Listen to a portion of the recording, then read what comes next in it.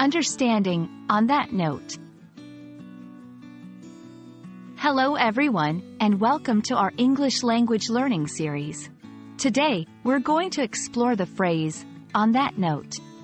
This is a common expression used in both formal and informal English, and understanding it can really help in your day-to-day conversations.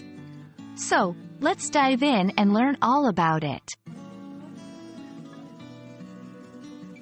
On that note is a transitional phrase often used to change the subject in a conversation or signal the conclusion of a topic before moving to another.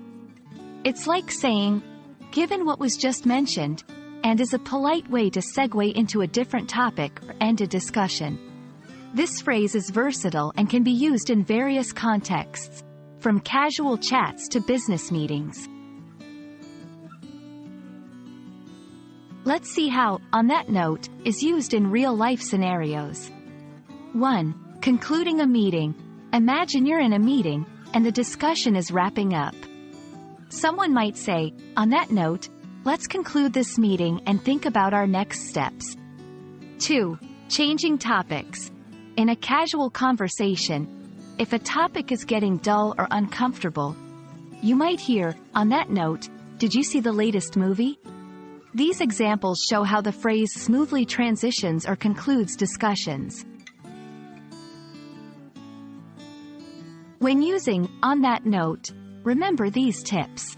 Context matters. Use it when there's a logical link to what was just said. Tone of voice. Your tone should match the content. Serious if the conversation is serious, light if it's casual. Practice. Try using it in your daily conversations to become more comfortable with it. And on that note, we've come to the end of our discussion. I hope this video has been helpful in understanding and using the phrase, on that note. Remember, language learning is all about practice, so don't hesitate to try this phrase in your conversations. Thanks for watching, and see you in our next video.